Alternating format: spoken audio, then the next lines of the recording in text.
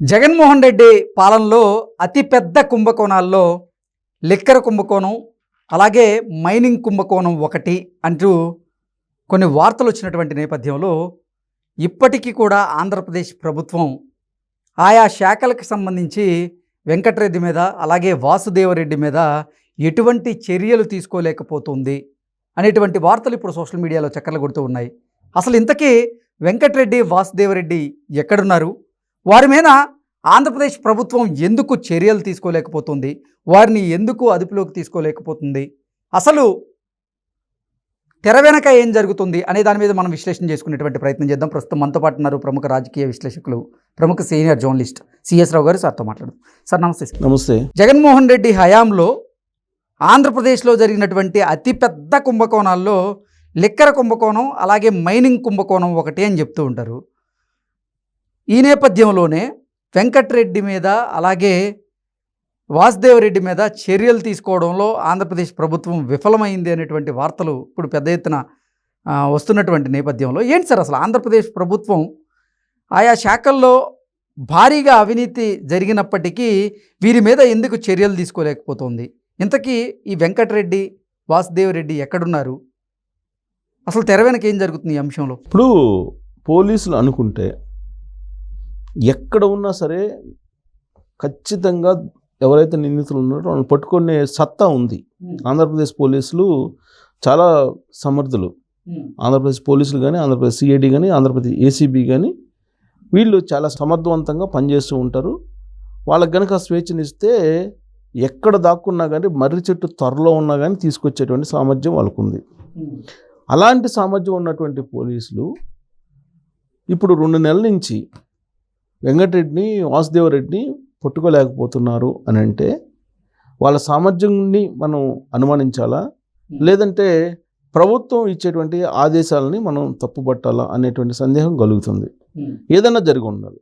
వాళ్ళ సామర్థ్యం అన్నా సక్రంగా లేదనుకోవాలి, లేదు ప్రభుత్వం నుంచి ఆదేశాలు కఠినంగా లేవు అని అనుకోవాలి. ఈ రెండిట్లో ఏదో ఒకటి అయి ఉంటుంది. లేదంటే 2 నెలలు తర్వాత కూడా వెంకటరెడ్డి అనే అతన్ని, వాసుదేవరెడ్డి అనే అతన్ని ఇప్పటి వరకు కూడా పట్టుకొని అదుపులోకి తీసుకొని విచారించేటువంటి పరిస్థితి లేదు, అరెస్ట్ చేసేటువంటి పరిస్థితి లేదు అని అంటే ఈ రెండిట్లో ఒకటి అయి ఉండాలి. ఇంతకీ వాసుదేవరెడ్డి, వెంకటరెడ్డి చేసింది ఏంది అని అంటే, ఈ వెంకటరెడ్డి అన్న అతను ఒక కోస్ట్ గార్డ్లో పనిచేసే అతను. జగన్మోహన్ రెడ్డి అధికారంలోకి రాగానే ఆయన్ని డిప్యుటేషన్ మీద తీసుకొచ్చాడు. డిప్యుటేషన్ మీద తీసుకొచ్చి ఆయన ఏం చేశాడు? ఫస్ట్ మైనింగ్ డైరెక్టర్గా చేశాడు.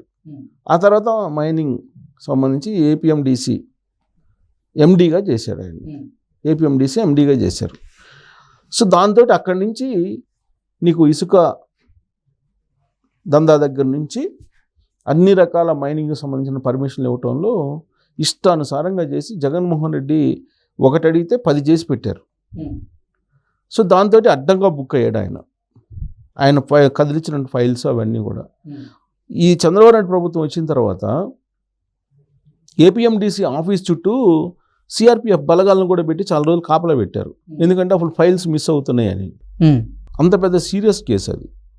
ఆంధ్రప్రదేశ్ మైనింగ్ సంబంధించి డిపార్ట్మెంట్లో ఏం జరిగింది అనేది. పైగా కొంతమంది ఉద్యోగస్తుల్ని భారతిరెడ్డి రికమెండ్ చేస్తే, అవినాష్ రెడ్డి రికమెండ్ చేస్తే, లేదా సీఎం ఆఫీస్ నుంచి సజ్జల రామకృష్ణారెడ్డి ఫోన్ చేసి మౌఖికంగా ఆదేశాలు జారిస్తే ఇమీడియట్గా ఉద్యోగాల్లో చాలామందిని పెట్టుకొని ఇష్టానుసారంగా జీతాలు ఇవ్వడం జరిగింది. ఇంత అవినీతి చేసినటువంటి అధికారులు ఎవరు ఉండరు. అలాంటి అధికారి వెంకటరెడ్డి. అందుకే ఆయన్ని సస్పెండ్ చేశారు. మళ్ళీ ఇప్పుడు చంద్రబాబు నాయుడు ప్రభుత్వం రాగానే ఇమీడియట్గా ఆయన మళ్ళీ రీబ్యాక్ కావాలని చూశాడు, తన మాతృ సంస్థకి వెళ్ళాలని చూశాడు. కానీ సస్పెండ్ చేశారు, ప్లస్ ఎన్ఓసి ఇవ్వాల. దాంతో మాతృ సంస్థకి వెళ్లకుండా ఉన్నాడు. అయితే పోలీసులు అయితే అరెస్ట్ చేయాలిగా, పోలీసులు అరెస్ట్ చేయాలి, ఆయన్ని విచారించాలి కదా. అవును. ఇప్పటి వరకు ఆయన్ని అరెస్ట్ చేయలేదు, పోలీసులు అదుపులో తీసుకుని విచారించినటువంటి దాఖలాలు లేవు. ఆంధ్రప్రదేశ్ సిఐడి ఏం చేస్తుంది, కొన్ని ఏసీబీ ఏం చేస్తుంది అని అంటే, ఏసీబీ వాళ్ళు కేసు అయితే ఫైల్ చేశారు కానీ ఆయన పిలిచి విచారించినటువంటి దాఖలాలు లేవు. ఆయన ఎక్కడున్నాడో తెలియదు అని చెప్పి ఆ డిపార్ట్మెంట్ చెప్తుంది. 1. 2, వాసుదేవరెడ్డి. ఎవరు ఈ వాసుదేవరెడ్డి? ఆంధ్రప్రదేశ్లో బేవరేజెస్ కార్పొరేషన్కి సంబంధించి ఎండి. మద్యానికి సంబంధించినటువంటి రకరకాల బ్రాండ్స్ రావడం వెనక ఆయన ఉన్నారు, కీలకం. సో ఆయన చేసినటువంటి అవినీతిని ముందే గుర్తించినట్టు ఆంధ్రప్రదేశ్ సిఐడి చంద్రబాబు నాయుడు ముఖ్యమంత్రి కాగానే హైదరాబాద్లో ఉన్నటువంటి ఆయన ఇళ్ల మీద తనిఖీలు చేసింది. కొన్ని కీలకమైనటువంటి ఫైల్స్ని కూడా స్వాధీనం చేసుకున్నాం అని చెప్పి అప్పట్లో ఏపీ సిఐడి చెప్పింది.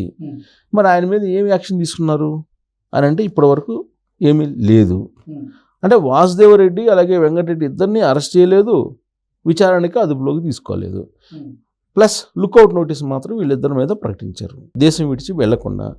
వాసుదేవరెడ్డి ఎక్కడి నుంచి వచ్చారంటే ఐఆర్టీసీ నుంచి వచ్చాడు. ఐఆర్టీసీ నుంచి డిప్యుటేషన్ మీద ఆంధ్రప్రదేశ్కి తీసుకొచ్చాడు జగన్మోహన్ రెడ్డి. తీసుకొచ్చి ఆయన్ని ఆంధ్రప్రదేశ్ బెవరేజ్ కార్పొరేషన్ ఎండీగా చేశారు.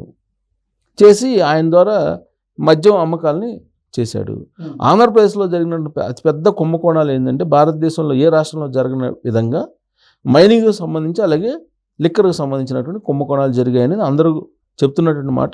చంద్రబాబు నాయుడు అధికారంలోకి రావడానికి ముందు పవర్ పాయింట్ ప్రజెంటేషన్ చేసి దాదాపు 30-40 వేల కోట్ల రూపాయలు మద్యంలో, మైనింగ్లోనేమో 60-70 వేల కోట్ల రూపాయలు, మొత్తం మీద 1,00,000 కోట్ల పైన అవినీతి జరిగిందని పవర్ పాయింట్ ప్రజెంటేషన్ చూపించి చెప్పినటువంటి మాట చంద్రబాబు నాయుడు.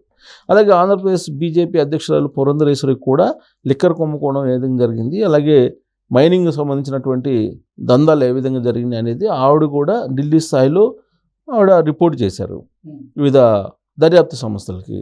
ఇంత జరిగిందని చెప్పి నిర్ధారణ చేసిన తర్వాత వాళ్ళిద్దరికి సంబంధించినటువంటి ఎవిడెన్స్ని తీసుకోవడానికి, లేదంటే వాళ్ళిద్దరికి సంబంధించినటువంటి అక్రమాలని నిరూపించడానికి 2 నెలలు టైం పైగా పట్టింది, 3 నెలలకు వచ్చేసింది. అంటే అక్కడ ఆంధ్రప్రదేశ్లో ఉన్నటువంటి ఏసీబీ కానీ, సిఐడి కానీ, లేదంటే పోలీస్ డిపార్ట్మెంట్ కానీ ఒక 2 అధికారులని పట్టుకొని విచారించి అరెస్ట్ చేయలేక పరిస్థితుల్లో ఉంది అని అంటే ఎక్కడ లోపం ఉంది? చంద్రబాబు నాయుడు ఉదాసీనంగా వ్యవహరిస్తున్నాడా ముఖ్యమంత్రి హోదాలో? ఆయన ఆర్డర్స్ స్ట్రిక్ట్గా లేనందువల్లనే ఈ డిపార్ట్మెంట్స్ సరిగ్గా పనిచేయట్లేదా?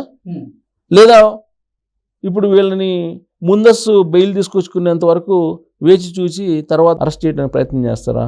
అసలు ఎందుకు ఇంత తాచారం జరుగుతుంది అనే చర్చ చాలా తీవ్రంగా జరుగుతుంది. ఎగ్జాక్ట్లీ. ఇంకోటి ఏంటంటే ఇప్పుడు పులివర్తి నాని ఇక్కడ చంద్రగిరి ఎమ్మెల్యే, ఆయన మీద అత్యాచారం జరిగింది. అత్యాచారం జరిగిన సందర్భంగా చెవిరెడ్డి భాస్కర్ రెడ్డి కొడుకు రోహిత్ రెడ్డిని పోలీసులు అరెస్ట్ చేశారు. అరెస్ట్ చేసి విచారించి జనరల్గా ఏం చేస్తారు, సెక్షన్స్ అనేది 307 పెట్టాలి కదా, అత్యాచారం కేసు కదా. జనరల్గా ఆటోమేటిక్గా రిమాండ్కి పంపిస్తారు కదా, జైలుకి వెళ్తారు కదా. జైలుకి వెళ్ళిన తర్వాత సరే ప్రొసీడింగ్ ప్రకారం ఏదైనా జరిగింది. కానీ ఆయన జైలుకి వెళ్లకుండానే విడుదల చేశారు కదా. ఆయన్ని ఎలా విడుదల చేస్తారు అంటే దీని వెనక ఏం జరిగింది అనేది ఆలోచించుకోవచ్చు. ఇప్పుడు మళ్ళీ ఏమవుతుంది, ఇప్పుడు ఆ రోజున రోహిత్ రెడ్డిని విడుదల చేశారు కాబట్టి స్టేషన్ని బెయిల్ తోటి వచ్చేసాడు కాబట్టి ఇప్పుడు ఇక్కడ ఆల్రెడీ నిన్న అరెస్ట్ చేశారు కదా. ఎవరిని? జోగి రమేష్ వాళ్ళ అబ్బాయి, అతని పేరు ఏదో ఉంది, రాజీవ్. అతను అరెస్ట్ చేశారు. అతను అరెస్ట్ చేసిన తర్వాత అతను రిమాండ్కి పంపిస్తారు. ఇప్పుడు అతను కనుక రిమాండ్కి పంపిస్తే ఆ రోజు రోహిత్ రెడ్డి, చెవిరెడ్డి భాస్కర్ రెడ్డి కొడుకు రోహిత్ రెడ్డిని జైలుకి పంపించకుండా విడిపించేలా సెక్షన్స్ పెట్టారు కదా పోలీసులు. ఇప్పుడు అదే బీసీ మాజీ మంత్రి, బీసీకి సంబంధించిన లీడర్ అయితే మీరు సెక్షన్స్ పకడ్బందీగా పెట్టి జైలుకి పంపిస్తారు అగ్రిగోల్డ్ వ్యవహారంలో అనేటువంటిది ఒక క్వశ్చన్ ఆల్రెడీ బయటకు తీస్తున్నారు. అంటే ప్రభుత్వం అనేది ఉదాసీనంగా వ్యవహరిస్తుంది, ఒక్కొక్క కేసులో ఒక్కో రకంగా వ్యవహరిస్తుంది అనేటువంటి అనుమానం కలిగేలాగా ఈ కేసుల యొక్క దర్యాప్తు కనిపిస్తుంది. వాసుదేవరెడ్డి, వెంకటరెడ్డిని అరెస్ట్ చేయడానికి కానీ వాళ్ళని జైల్లో పంపించడానికి కానీ ఎన్ని రోజులు కావాలి అనేటువంటి ప్రశ్న ఇప్పుడు ఉత్పన్నం అవుతుంది. సో ఇలా వీటన్నిటికీ సమాధానం చెప్పాల్సింది ఇప్పుడు ఉన్నటువంటి ప్రభుత్వం. చంద్రబాబు నాయుడుకి ఒక పెద్ద సవాల్గా ఈ కేసులన్నీ మారాయి. సో ఈ సవాల్ని అధిగమిస్తాడా చంద్రబాబు నాయుడు, లేదంటే ఇప్పుడు ఆల్రెడీ సొంత క్యాడర్లోనే కొంత చర్చ చాలా తీవ్రంగా జరుగుతుంది ఈ కేసుల మీద. సో కాబట్టి ఈ ఛాలెంజ్ని తీసుకొని ఆయన వాళ్ళని అరెస్ట్ చేపిస్తారా, లేదంటే ఆంధ్రప్రదేశ్ పోలీసుల యొక్క సామర్థ్యం మీద అనుమానాలు కలిగించేలాగా ఈ కేసులు మిగులుతాయా అనేది మనం చూడాలి.